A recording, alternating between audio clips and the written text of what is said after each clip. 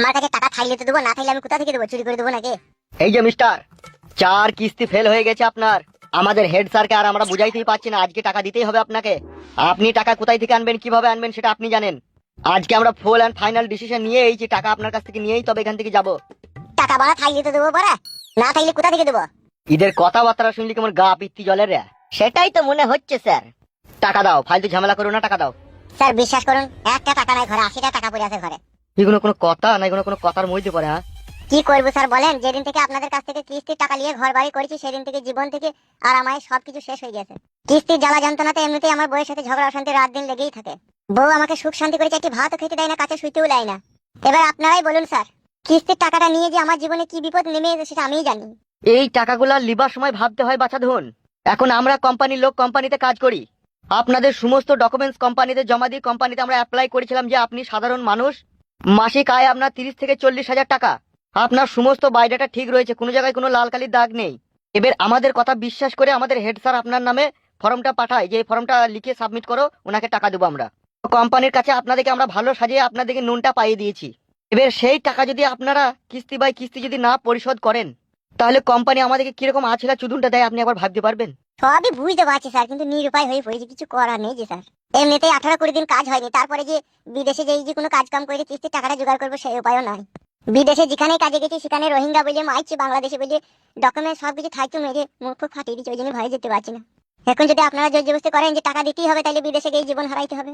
আপনারা তো সবই নিউজে দেখছেন ফেসবুকে, যে সমস্ত ডকুমেন্ট থাকা সত্ত্বেও কিভাবে কুকুর মারা করে মারছে। এবারে আপনারা কিস্তির হেড স্যার, আপনারা যদি জোর জবরদস্তি করেন টাকার লেগে, তাহলে বিদেশে গিয়ে জীবন হারাইতে হবে। তা আমি বলি কি স্যার, জীবনও হারাবে না, আবার আপনারা টাকাটাও পাবেন। আর একটা ছোট পারানি কাজ করেন, কি করতে পারে একটা কাজ? আপনাদের হেড অফিসে আপনারা মেল করেন, দিয়ে একটা কথা বলেন যে যেই সমস্ত ব্যক্তির কাছে আমরা কিস্তির টাকা পাওনা রয়েছে তারা এই মুহূর্তে টাকা পরিশোধ করতে অক্ষম রয়েছে, পরিশোধ করতে পারছে না। তো 1 বছরকার জন্য তারা কিস্তি দিতে পারবে না, 1 বছরকার জন্য তাদের কিস্তির টাকাটা মুকুব করা হোক। কি আমার মামার বাড়ির রসগোল্লারে টপাটা মুখে ভরে পচপচ করে চিবি দিলাম আর 2 দিকে রস গড়িয়ে পড়ে গেল। এগুলা বিদেশি কোম্পানি, এগুলা ইন্ডিয়ার কোম্পানি নয় যে কথা শুনবে। ওরা এক ধরনের জালিম, ওদের নিজস্ব কোনো টাকা পয়সা নেই। তোমার আমার টাকা নিয়ে ওরা ব্যবসা করছে। তা তুমি যেটা বলতে চাইছো এই কথা তারা কখনোই কোনোদিনও শুনবে না। তাদের একটাই কথা, হয় টাকা দাও, আর না হলে তারা ছাড়বে না। মানুষের দুঃখ কষ্ট মজবুরিটাও বুঝবে না, যে কেন আমরা টাকা দিতে পারছি না, কি কারণে দিতে পারছি না সেটাও বুঝবে না। আরে বাবা না, তারা এইসব বুঝার জন্য ব্যবসা করতে বসেনি। তারা নিজের লাভের জন্য, নিজের স্বার্থের জন্য ব্যবসা করতে বসেছে। তারা কেন এই সমস্ত তোমার দুঃখের কথা তারা বুঝতে যাবে, আর তাদের বুঝারই বা কি প্রয়োজন রয়েছে? তাইলে আর কি করবো, আপনারা যা ভালো বুঝবেন তাই করেন, কিন্তু আমার কাছে এখন টাকা নেই। তোর কথাবার্তা শুনলে তো মনে হচ্ছে মানে চাকরি থাকবে না রে আমাদের। স্যার আমার কথাবার্তা শুনলে আপনাদের চাকরি থাকবে না, কিন্তু আপনারা যে জুলুম চাপাইছেন আমাদের উপরে, এটা আমাদের জীবন বাঁচবে না। তা গার মারাইতে এই সমস্ত কোম্পানিকে ইন্ডিয়াতে জায়গা দেওয়াই বা কি দরকার ছিল বলা? যে কোম্পানি মানুষের দুঃখ কষ্ট বুঝবে না, মানুষের হাকিকত হালাত বুঝবে না। সে আমাকে বলে কোনো লাভ হবে? সে গভর্নমেন্ট সরকারকে বলতে হবে। তিনারাই তো তাদেরকে এখানে ব্যবসা করার জন্য পারমিশন দিয়েছে, আমরা দিয়েছি? তাহলে সরকার যখন পারমিশন দিচ্ছে, সরকারকে আপনারা বলুন সেই ব্যবসাদারকে বলতে, যখন যারা কিস্তি লিখে তারা টাকা পয়সা পরিশোধ করতে পারছে না, 1 বছরের জন্য টাকা মুকুব করা হোক। এ ফেদা, তোর এই ভুয়ো ডায়লগ শুনতে আসিনি, টাকা দে। ওই আমার কিস্তির স্যার বলি গো মনের দুঃখেরই কথা, গরিব অসহায় মানুষ ছিলাম বলে টাকা পয়সা নিয়ে ঘর বাড়ি করেছি। এখন রাজ্যের যে অবস্থা, যেতে পারছি না কু বিদেশে টাকা পয়সা কামাতে। বিদেশে গেলে বলছে গো আমরা নাকি রোহিঙ্গা জালিয়াতি করে এসেছি বাংলাদেশ থেকে। আসলে আমরা ইন্ডিয়ার নাগরিক, তাদেরকে বুঝাইতে আমরা পাচ্ছি না গো, তারা কি মার মারছে গো। এই জালিমদের চাপ আবার তোমাদের চাপ গো, এই দুটো চাপে গরিব অসহায় মানুষ জ্বালা যন্ত্রণায় মরছে গো। গরিব আমাদের জীবনের জন্য কাল হয়ে দাঁড়িয়েছে গো কিস্তির স্যার। এ বাড়া, তোর কথা শুনতে মানে আমার কান মান ঝালা পালা ধরে গেছি রে ভাই, টাকা দে রে বাড়া। বিশ্বাস করুন স্যার, ঘরে 80 টাকার বেশি একটা টাকা নেই। এখন কি করবো বলেন, না থাকলে এখন কি করবো আমি? বে তুই শালা মর গাবে, তুই শালা মরলে এত জ্বালা যন্ত্রণা আমাদের আর সহ্য করতে হবে না। খুব সহজেই ফর্মটাকে লিখে সাবমিট করে দেবো। ফুটু সুসাইড করেছে। ইরি বাবারে, এত বড় জালিমের মতো অত্যাচার। ও অত্যাচারের কি দেখেছিস কি? টাকা দে। জানি না নাকি পাপ যেমন বাপকে ছাড়ে না, ঋণ তেমন কাউকে ছাড়ে না। ও স্যার, আমি কি বাড়া দুবো না বলেছি নাকি? আমি তো দুবো বলছি, একটু সময় চাইছি গো। তোর তো সপ্তাহে সপ্তাহে ডেট আছে টাকা দিবার, তুই তো আবার সময়ের কি সাথে বার? সময় তো পেয়েছিস 7 দিন করে টাইম। এই 7 দিনের মধ্যে তোকে টাকা জোগাড় করতে হবে। এই 7 দিনের মধ্যে তুই বাড়ি বেচবি না, জমি বেচবি না, জায়গা বেচবি না, ব্লাড বেচবি না, চোখ বেচবি না, কিডনি বেচবি না, মাথা চুল বেচবি, সেটা তুই জানিস। তোকে যেমন করে টাকা জোগাড় করতেই হবে। মানে দিতেই হবে যেমন করে, কিছু করার নেই, তাই তো? ইয়েস। বেশ ঠিক আছে স্যার, আপনারা যখন ছাড়বেনই না, টাইমে দেবেন না, আপনাদের টাকা নিয়ে বাড়ি ঘর করেছিলাম, তো ওই বাড়ি ঘর আবার আমরা বিক্রি করে দিচ্ছি। দিয়ে যা টাকা পয়সা নিয়েছিলাম সমস্ত টাকা সামনের সোমবারে গিয়ে অফিসে দিয়ে পরিশোধ করে দেবো। ওটাই ভালো হবে, আর ওটাই মানুষের মতো কাজ হবে। নেক্সট বার যেন এখানে না আসতে হয়, সোজা সোজা আপনাকে অফিসে যেন দেখতে পাই।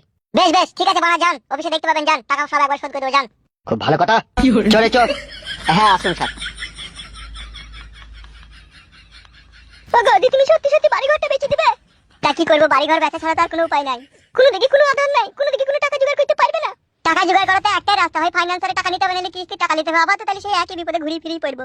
শোনা বউ গো, এই যে এই বিপদে পড়ার সম্পূর্ণ দায়ী আর কারণ তুমি। কেন আমি আবার কি করে দায়ী কারণ হলাম?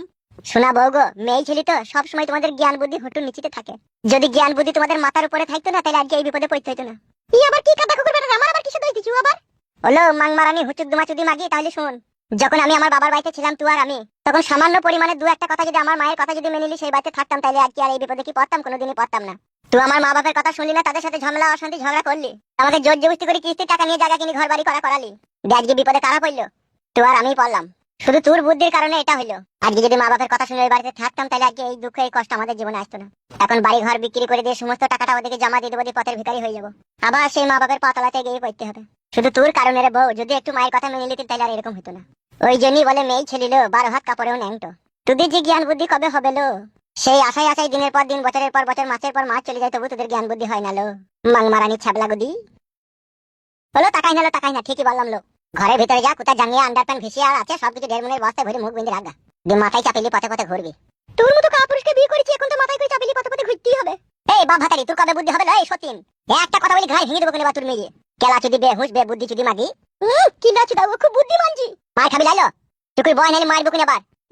মারবি দিকে সস্তা তো, তোর গোষ্ঠী লাতার মারি দেবো। বল ঢেমুন, বল মাংমারানি মা বাপের কথা শুনবি, বল। বল মাংমারানি বয়লা চুদি মাগি, ঢেমনা চুদি মাগি, বল শান্তি।